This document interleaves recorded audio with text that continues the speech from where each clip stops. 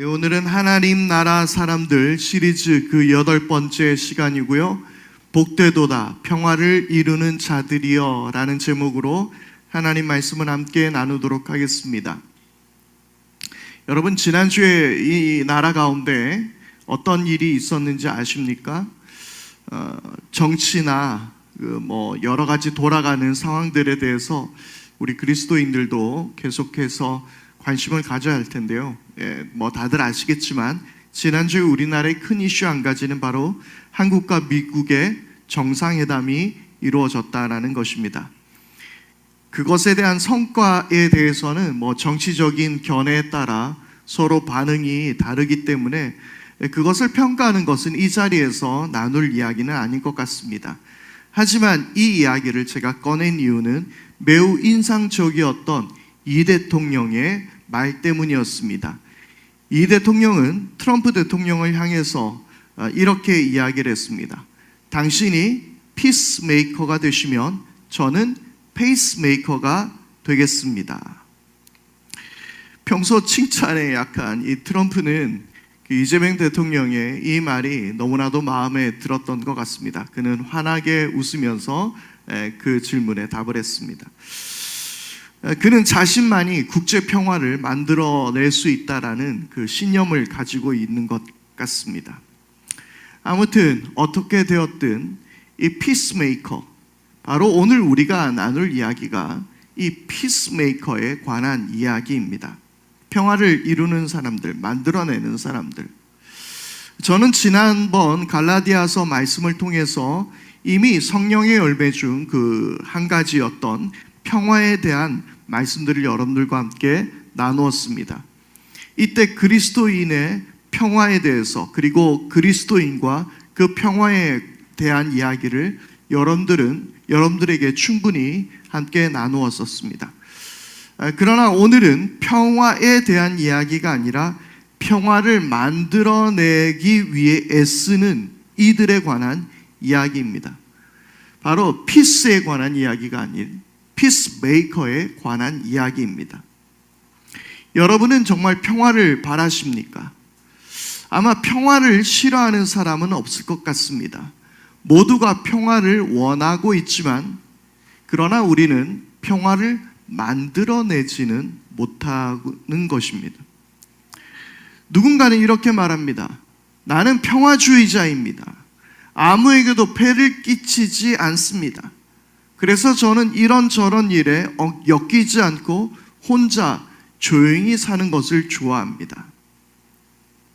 여러분, 그 사람은 평화주의자일지는 모르지만 그는 평화를 만드는 사람은 아닙니다. 오늘 예수님께서 말씀하신 이 평화를 이루는 사람은 헬라어 에이레노 포이오이라는 말인데요. 이 말의 깊은 의미는 평화를 만드는 데 있어서 적극적이며 창조적인 행위를 하는 사람을 의미하는 말입니다. 평화를 만드는 사람. 그래서 홀로 조용히 사는 사람, 남의 일에 끼어들기 싫어하는 사람은 결코 예수님께서 말씀하신 에이레노 포이오이가 아닙니다. 성경이 우리에게 알려주는 인류의 역사는요, 갈등과 분쟁으로 점철된 역사입니다. 선악과를 따먹은 아담은 자신이 선악과를 따먹은 이유가 당신이 나에게 만들어준, 하나님께서 나에게 보내주신 저 여자 때문입니다 라고 책임을 떠넘깁니다. 또 에덴에서 쫓겨난 인류는 형제 간의 갈등의 이야기로 가득합니다. 먼저 가인과 아벨은 형제가 갈등하여서 형이 동생을 죽인 동족 살해의 처참한 이야기로 시작합니다. 이스마엘과 이삭의 갈등으로 그 둘은 떨어져 살아야만 했습니다. 에서와 야곱은 장자권의 문제로 다투어서 야곱은 아주 긴 세월 동안 먼 곳에 떨어져서 살아야만 했습니다.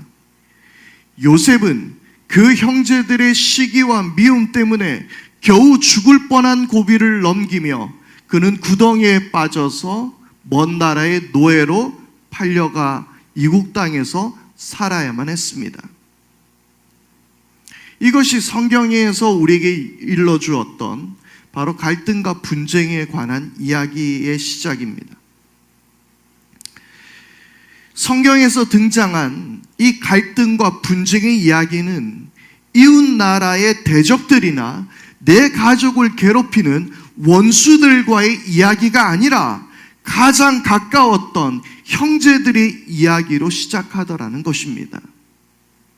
그리고 이후 이스라엘은 같은 동족끼리도 그들은 전쟁을 서슴지 않았으며 때로는 배불리 잘 살 때조차 서로 자기의 입속만 채우려 하며 가난한 이들, 고아와 과부들을 업신여기며 그들을 돌보지 않았습니다.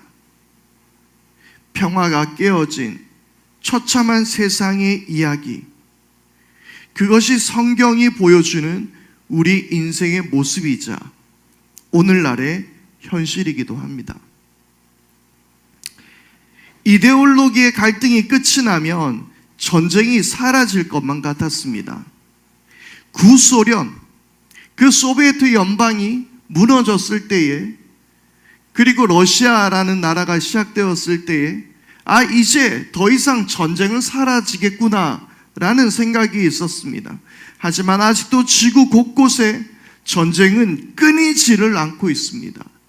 이스라엘과 팔레스타인의 갈등이 끝이 나질 않고 중동 위기는 여전히 남아 있습니다. 얼마 전 이스라엘과 이란과의 전쟁은 미국의 개입으로 중단되었지만 언제 터질지 모르는 시한폭탄과 같은 상황인 것도 사실입니다.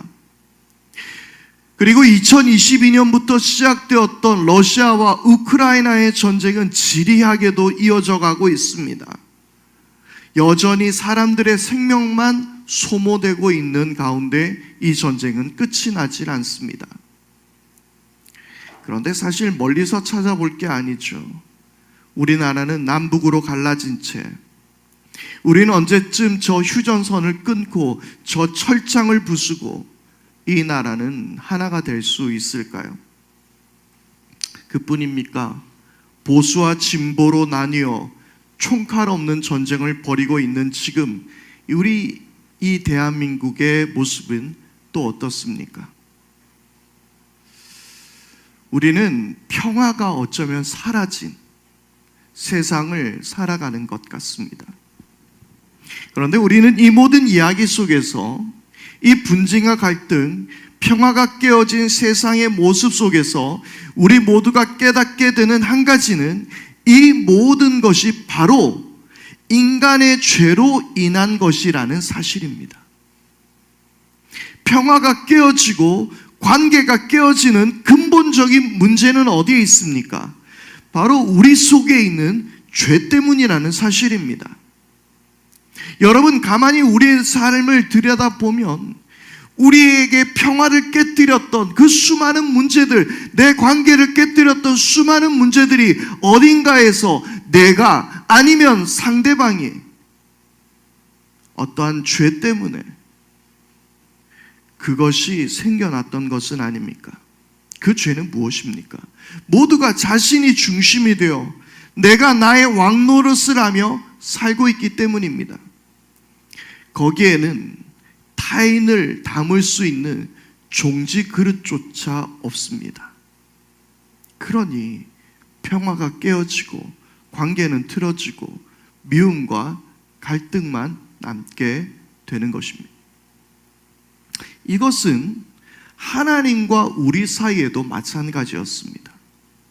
하나님과 우리의 관계가 깨어진, 하나님과의 우리의 샬롬이 깨어진 이유도 무엇 때문이었습니까? 바로 우리의 죄 때문이었습니다. 이사야서 59장 1절에서 2절 말씀입니다. 주님의 손이 짧아서 구원하지 못하시는 것도 아니고 주님의 귀가 어두워서 듣지 못하시는 것도 아니다.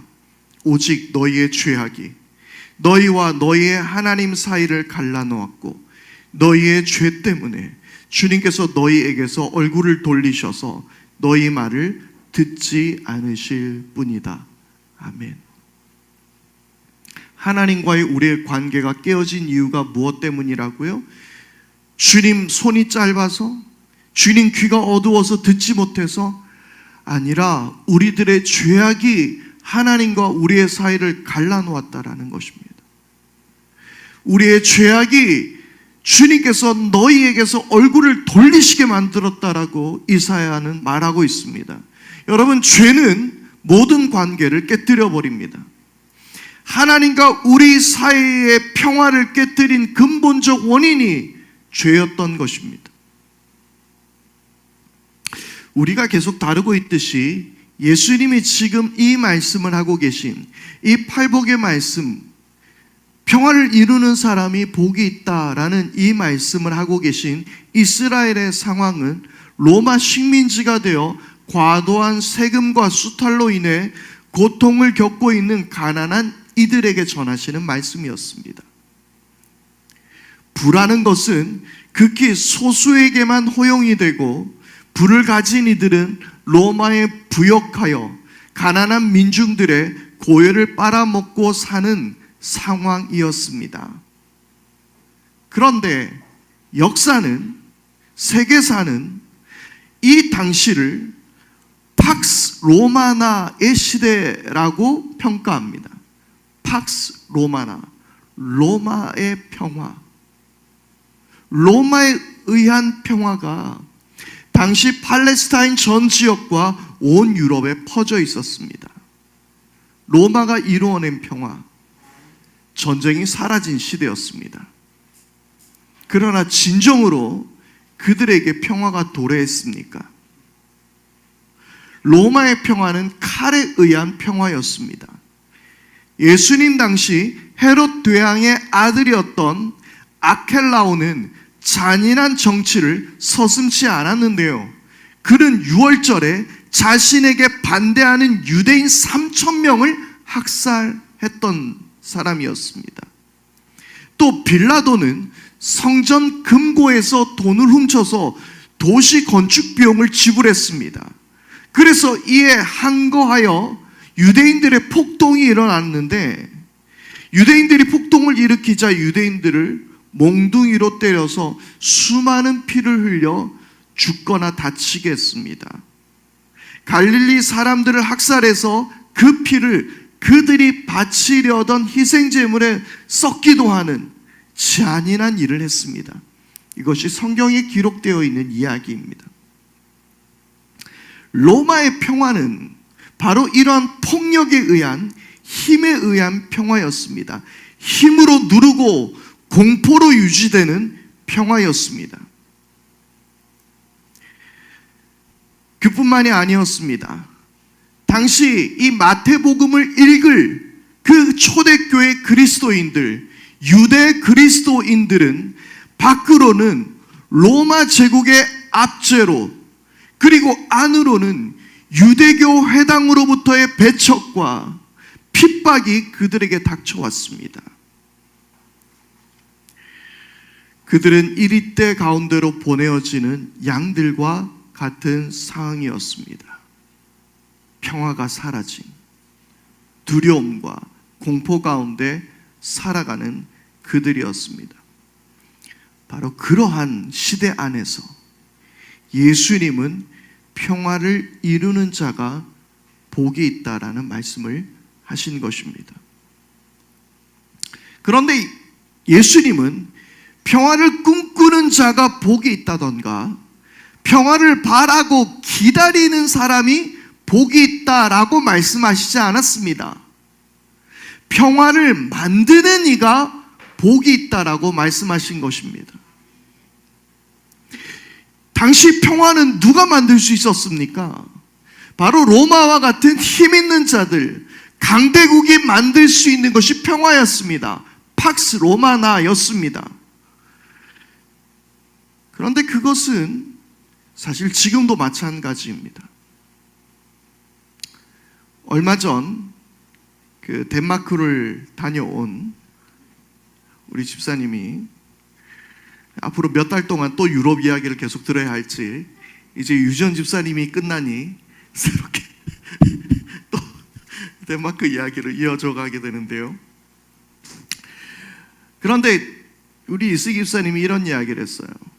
그 사람들이 너무 평화롭게 보이더라는 겁니다. 이 평화로운 나라를 가보니 너무나 안락하고 안전하고 여유가 넘치는데, 정말 그들이 예수가 필요할까?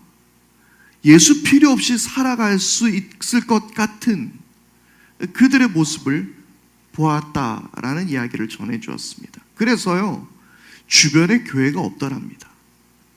그저 남아있는 교회라면 입장료를 내고 들어가는 교회만 남아있을 뿐이라는 사실이죠.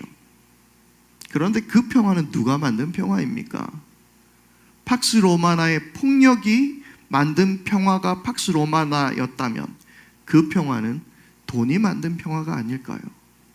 안정된 노후와 복지가 만들어낸 평화입니다. 그러나 그 평화 역시 언제 어떻게 깨어질지 그것은 아무도 모릅니다.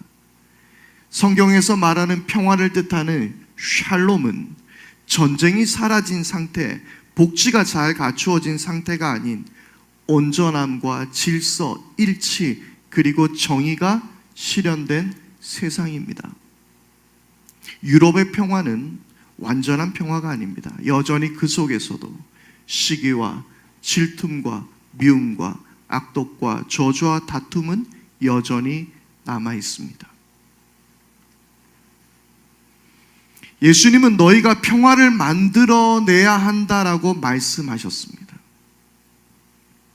앞서 이야기를 나누었던 것처럼 주님은 우리에게 평화주의자를 원하시는 것이 아니라 평화를 만들어내는 자들, 적극적으로 나서서 평화를 위해 애쓰는 사람들이 되라고 말씀하신 것입니다.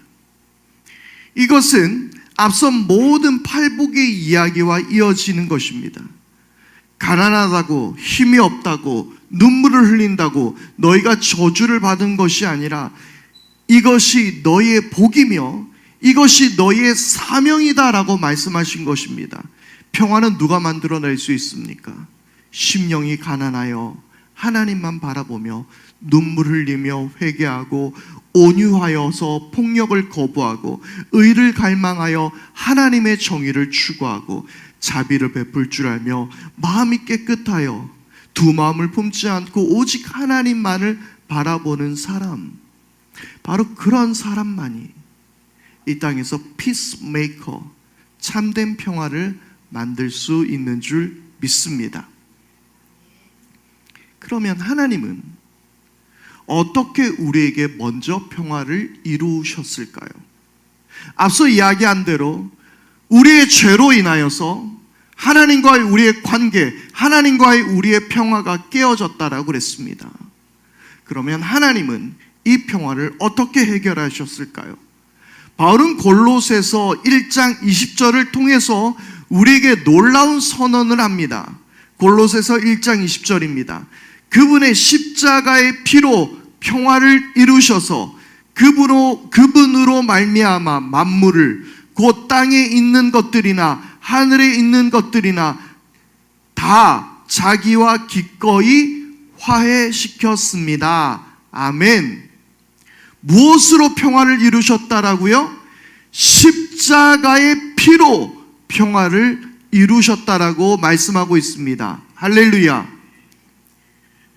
이것이 하나님께서 평화를 만들어내신, 평화를 이루신 방법입니다. 그런데 그냥 너에게 평화가 있으라 라고 말씀하시면 될 텐데 왜 예수를 죽이시면서까지 평화를 우리에게 주신 것일까요? 20세기 복음주의 신학자 존 스토트는 이 하나님의 평화는 결코 값싼 평화가 아니기 때문이라고 말합니다. 하나님의 평화는 정의를 희생시키는 평화가 아닙니다. 존 스토트는 십자가에서 바로 시편 84편 10절이 이루어진 것이라고 말합니다. 사랑과 진실이 만나고 정의는 평화와 서로 입을 맞춘다. 아멘. 바로 십자가에서 사랑과 진실이 만나고 정의는 평화와 서로 입을 맞추는 자리가 된 것입니다.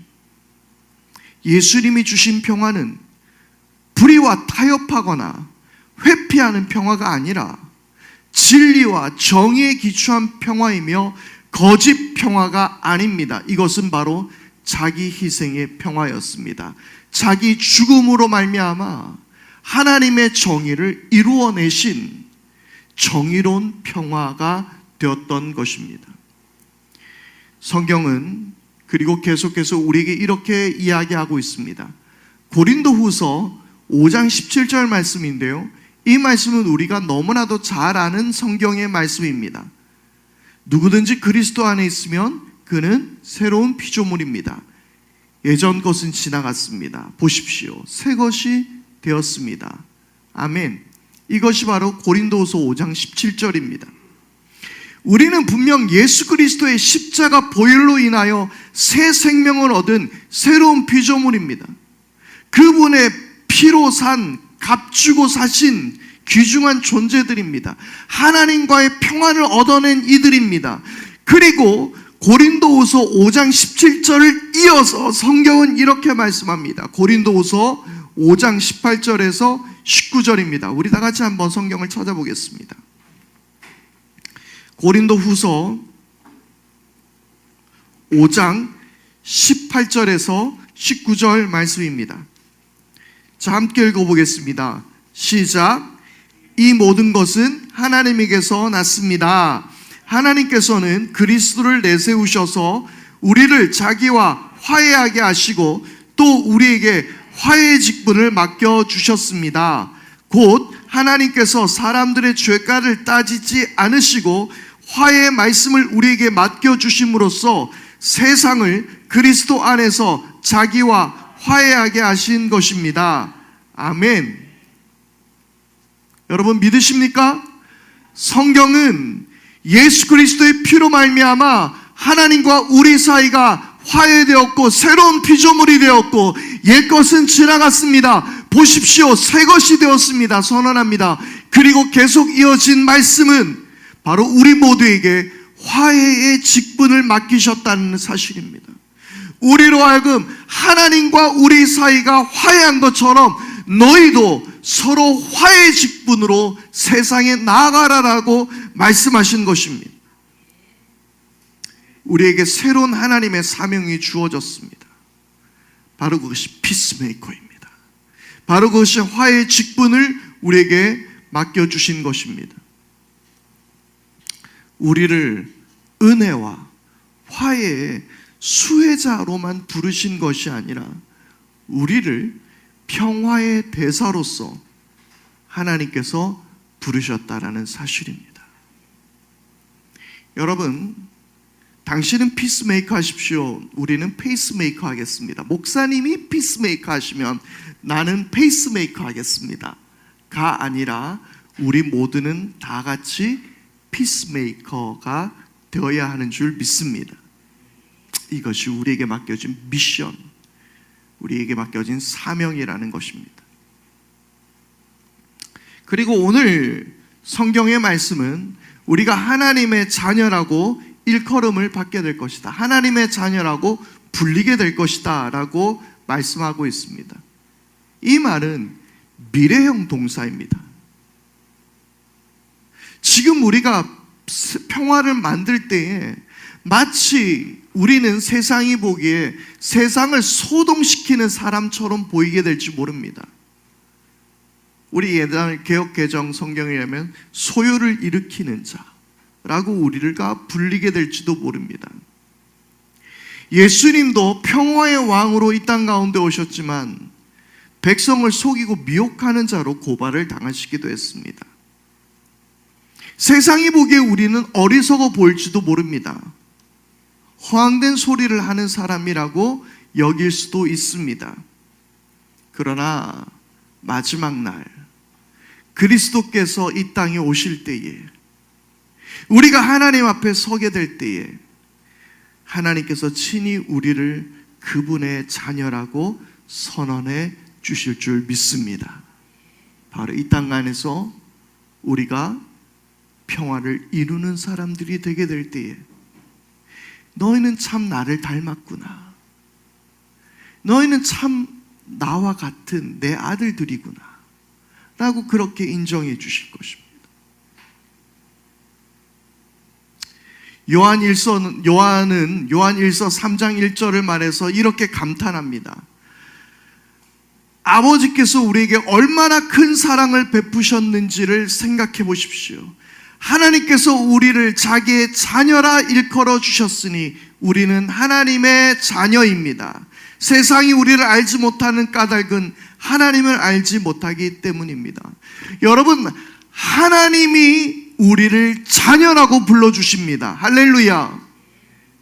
그러므로 우리는 하나님을 따라 이 땅에서 소극적인 평화를 바라는 사람들이 아니라 우리는 갈등의 현장에서, 미움과 다툼의 현장에서 평화를 이루어내는 사람들이 되어야 한다는 것입니다. 우리가 트러블 메이커가 되지 말라는 이야기를 넘어서서 문제를 일으키는 사람들이 아닌 평화를 이루어내는 사람들이, 그리스도인들이 되어야 합니다. 그런데 지금 여러 한국교회의 모습은 이런 피스메이커와 너무나도 동떨어진 그런 모습들을 살아가는 것을 보게 될 때에 목회자로서 얼마나 마음이 아픈지 모릅니다.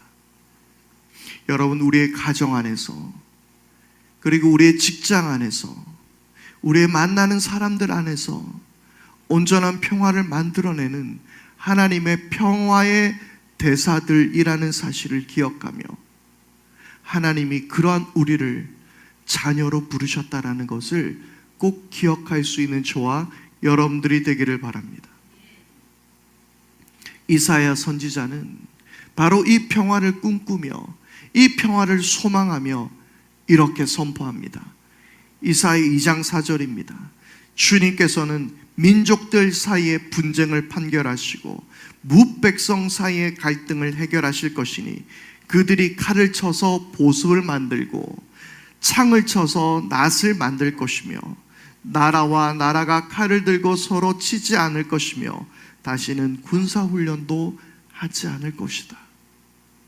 그리고 계속해서 이사야 11장 6절에서 8절 말씀은 이렇게 기록하고 있습니다.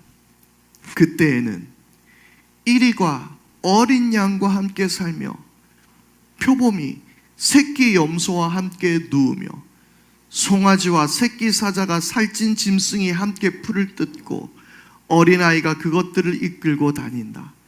암소와 곰이 서로 벗이되며 그것들의 새끼가 함께 눕고 사자가 소처럼 풀을 먹는다.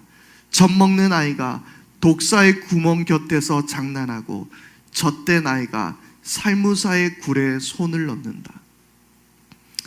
여러분, 이 이야기가 어떻게 보면 어처구니 없는 꿈처럼 들릴지도 모릅니다. 그런데 이 말씀을 김기성 목사님의 설교를 빌어 여러분들에게 읽어드리겠습니다. 어찌 보면 어처구니 없는 꿈이지만 그는 그 꿈을 참아 버릴 수 없었습니다. 꿈을 버린다는 것은 결국 비관주의나 허무주의에 빠진다는 것이고 그것은 곧 불신앙이었으니 말입니다. 평화는 저절로 오는 것이 아니라 자꾸만 소통의 공간을 만들어내는 이들의 헌신을 통해 옵니다. 미국 유니온 신학교의 종신 교수인 현경 박사는 알자지라 TV에서 본 한 광고를 즐겁게 기억합니다. 이스라엘의 어린 소년이 축구를 하다가 실수로 축구공을 이스라엘과 팔레스타인을 가르는 높은 시멘트 담 너머로 넘겨버리는 것이다. 실망한 소년은 시멘트 담에 뚫린 작은 구멍을 통해 팔레스타인 쪽을 들여다보았다. 그러자 저쪽에서 놀고 있던 또래의 팔레스타인 소년이 그 소년의 얼굴을 보고는 씩 웃으며 그 공을 힘껏 차 담을 넘겨 돌려 보내준다. 이 작은 움직임에서 평화는 시작하는 겁니다. 이 작은 소년의 공을 넘겨준 여기에서 작은 평화는 이루어내고 만들어져 가는 것입니다. 오늘 우리는 이 땅에서 어떤 평화를 만들어낼 수 있겠습니까? 우리는 평화를 선포하고 실천하는 임무를 부여받았습니다. 말씀을 정리하겠습니다. 오늘 우리가 기억해야 될 평화는 결코 값싼 평화가 아니라는 사실입니다. 하나님 아들인 예수의 피값으로 산 평화입니다. 우리도 희생 없이는 평화를 만들어낼 수 없습니다. 또 이 평화는 정의로운 평화입니다. 불의를 덮어두는, 이것을 피하는 평화가 아니라, 회피하는 평화가 아니라 정의를 실현하는 평화입니다. 그리고 이 평화는 능동적 평화입니다. 갈등을 피하는 소극적인 평화가 아니라 적극적으로 화해의 공간을 만들어내는 평화입니다. 그리고 끝으로 이것은 종말론적인 평화입니다. 지금은 부분적이지만 그러나 주님께서 다시 오실 때 완전한 샬롬이 우리 가운데 이루어지게 될 줄 믿습니다. 그리고 주께서는 우리를 아버지의 자녀라 품으시고 안으시게 될 줄 믿습니다.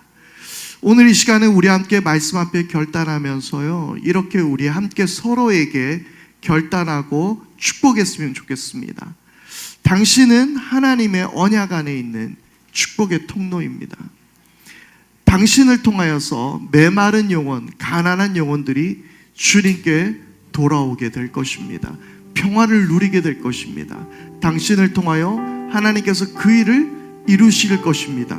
하나님께서 당신을 통해 메마른 땅에 샘물 나게 하실 것을 우리가 기대하며 우리 모두가 주님의 안에 축복의 통로가 되기를 바라며 함께 축복하겠습니다. 하나님께서 당신을 통해 메마른 땅에 샘물 나게 하시길, 가난한 영혼, 목마른 영혼, 당신을 통해 주 사랑하기 원하네. 다시 한번. 하나님께서 당신을 통해 메마른 땅에 샘물 나게 하시는, 가난한 영혼, 목마른 영혼, 당신을 통해 주 사랑하기. 우리 다시 한번 이 시간 우리 다시 한번 우리 축복할 때, 당신은 하나님이 보내신 피스메이커입니다.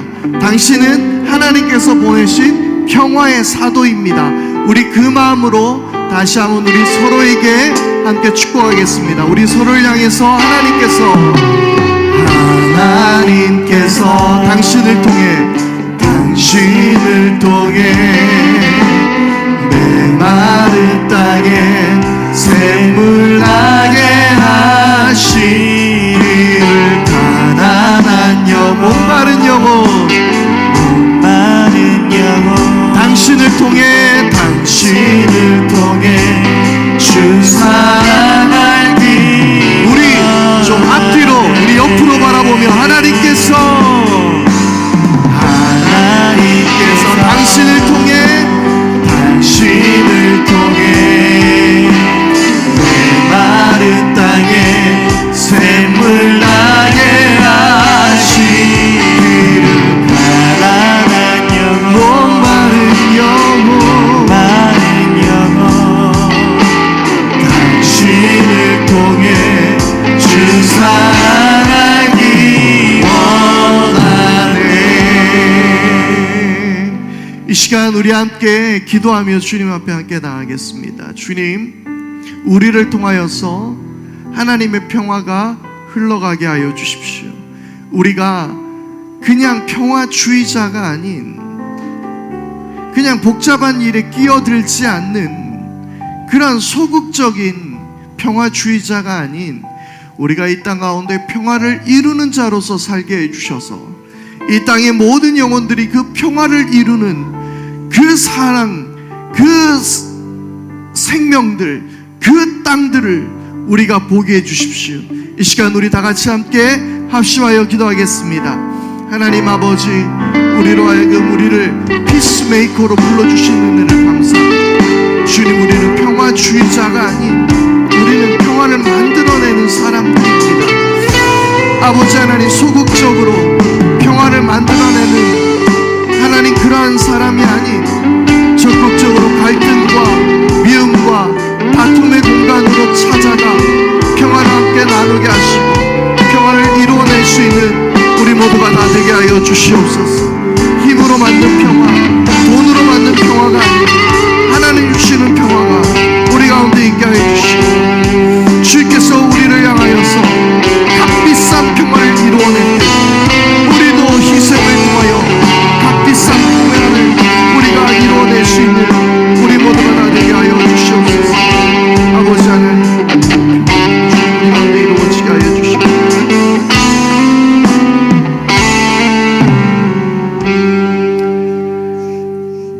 평화의 왕으로 오신 우리 주 예수 그리스도의 이름을 찬양합니다. 주께서 우리에게 평화가 되어 주셨으니 아버지 하나님, 우리도 각자에게 평화가 되어 줌이 마땅한 줄 믿습니다. 아버지, 우리로 하여금 평화로 이루는 삶을 살게 하여 주시고 다툼과 미움이 있는 곳에 우리의 삶을 드리며 하나님의 평화가 이 땅에 임하기를 바라는 우리 모두가 다 되게 하여 주시옵소서. 이 시간 우리가 평화의 사도로 부르심을 받은 말씀 앞에 결단하며 사도들의 신앙의 고백을 따라 사도신경으로 우리의 신앙을 고백합니다. 나는 전능하신 아버지 하나님, 천지의 창조주를 믿습니다. 나는 그의 유일하신 아들 우리 주 예수 그리스도를 믿습니다. 그는 성령으로 잉태되어 동정녀 마리아에게서 나시고 본디오 빌라도에게 고난을 받아 십자가에 못 박혀 죽으시고 장사된 지 사흘 만에 죽은 자 가운데서 다시 살아나셨으며 하늘에 오르시어 전능하신 아버지 하나님 우편에 앉아 계시다가 거기로부터 살아있는 자와 죽은 자를 심판하러 오십니다.